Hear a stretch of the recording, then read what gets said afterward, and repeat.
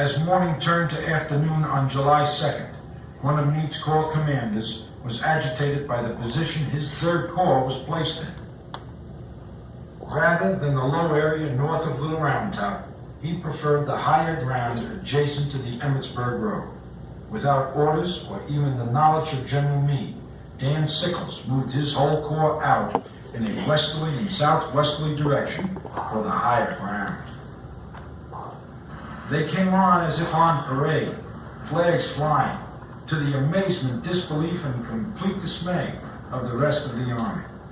When they were finally placed in line, they formed what is now called Sickles' Salient. Humphrey's division spread a thin line south from the Cadore Farm area to the Peach Orchard along the Emmitsburg Road. Here, Birney's division took over, placing brigades from the Peach Orchard running southeast to Devil's Den.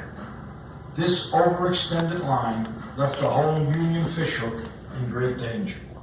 Not only was it thin, but Sickles had placed no troops on Little Round Top, the key to the southern portion of the line.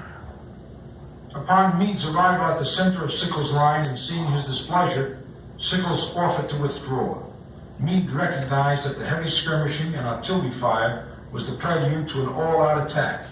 He ordered Sickles to hold, and he would send in the whole 5th Corps and parts of the 2nd to assist. He would hold the newly arrived elements of the 6th Corps in reserve to assist the right of his line.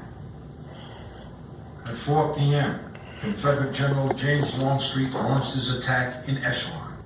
Brigades of Hood's and McClaw's divisions, moving in one at a time from their right to their left.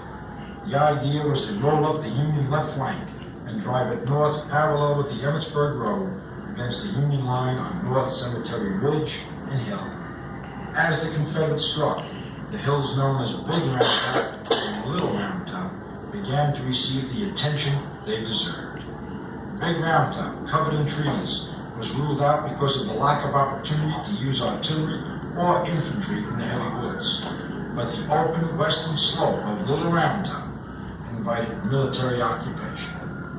As the Confederate attack pushed into Devil's Den, the only Union presence on that hill was a detachment of Signal Corps soldiers and one general, Gouverneur Kimball Warren of the Union Engineers.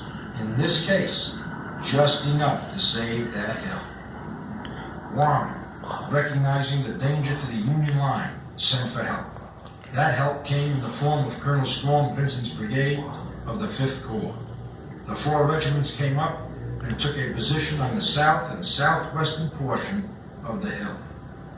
The last regiment in line, the 20th Maine, under Colonel Joshua Lawrence Chamberlain, with Pennsylvania, New York, and Michigan regiments successively to their right. Also coming up in the nick of time to help was Weed's brigade and Hazlitt's battery, which was moved up by hand.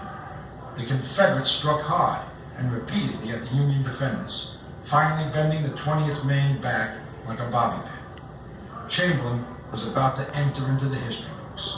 With his troops reduced by half, almost out of ammunition, Chamberlain gave the order, "Bayonets!" And then, straightening his lines, he ordered the charge. The attack caught the Alabamians of Law's brigade, and especially the 15th Alabama, already exhausted from repeated attempts to dislodge the Maine troops, totally off guard. They were forced to either surrender or run for their lives. Chamberlain's action on this day was awarded the Congressional Medal of Honor. While this action was taking place, other names were going into the pages of military history. The Peach Orchard, the Wheat Field, Trussell Farm, and Devil's Den, all overrun or captured by the Confederates, and now entered into the books of this nation's history. The fighting in the Wheat Field and Lower Wheat Field would result in over 6,000 casualties in just a few hours, making it one of the most deadly fields in our history. As day ended on the southern portion of the field, the Confederacy had gained ground, but not the ground they needed. Little Round Top and the lower section of Cemetery Ridge was still in Union hands. As Longstreet's attack against Sickles' Salient on the Union left flank was at full pitch, Lee had ordered Ewell to demonstrate and strike against the Union's right at Culp's Hill, the point of the hook. The attack, which was supposed to be in concert with Longstreet, did not get started until 6 p.m., 2 hours after the attack south of town. The attack met with limited success on the eastern slope, as most of the Union's 12th Corps had been pulled from their entrenchments to assist the 3rd Corps on the Union left. But a Union brigade was strongly entrenched on the top of Culp's Hill, and it would be this brigade that would hold until nightfall, force the action on the hill to a close. As the Confederates were attacking Culp's Hill, 2 brigades of Confederates were moving around Culp's Hill and charging up East Cemetery Hill. Their attack blew away remnants of the 11th Corps, defending that section of the Union line and establishing a line of control on this portion of the Union position. But as darkness closed in on these 2 lone Southern brigades, so did Union reinforcements from all directions. In the darkness, with only the bolt of light from rifle discharge and not sure who they were firing at, the Confederates were finally forced back down the hill. This ended the action of July 2nd. Again, with the exception of some entrenchments on the eastern base of Culp's Hill, the main Union fishhook defense line is still intact. July 3rd, 1863. The final act of Gettysburg is about to take place. Decisions must be made. Decisions that will literally change the course of our nation's history and the world we live in. As the night of July 2nd wears on, General Meade will meet with his corps commanders at his headquarters in the Lydia Leicester Farm on Town Road. Although some are still intimidated by Lee's abilities, most will offer to stay and fight. Meade will agree. One more day.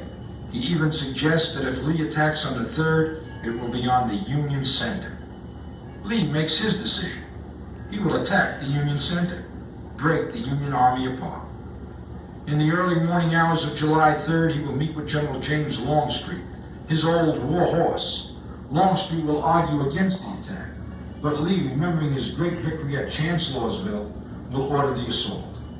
He will use the fresh division of George Pickett, 5,000 Virginians of Longstreet's 1st Corps who have not taken part in the battle as yet, to spearhead the charge. He will support them with the brigades of 2 divisions of A.P. Hill's 3rd Corps under the temporary command of Johnston Pettigrew and Isaac Trimble. Lee will also order approximately 145 cannons to be placed in position to soften the Union line prior to the assault. The overall commander is General James Longstreet, the same man who does not believe the attack will succeed, but he will do his duty this day. As July 3rd dawns, the stage is being set. One of Lee's plans is crushed quickly. The Confederates were to renew the attack at Culp's Hill, but the Union strikes first. By 12 noon, the fighting on Culp's Hill is over, with the Confederates losing the ground gained on the 2nd and the Federals in control of Culp's Hill. As noon turns, the quiet of the battlefield is shattered at 1 p.m. 2 cannon shots ring out. Fire! Fire!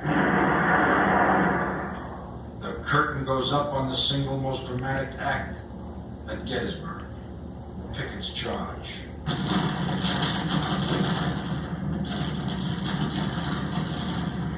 For nearly 2 hours, the Confederate guns belched forth their noise and devastation, opposed by over 100 Union guns. The sound is not unlike every summer thunderstorm you ever heard, rolled up into one thunderous roar.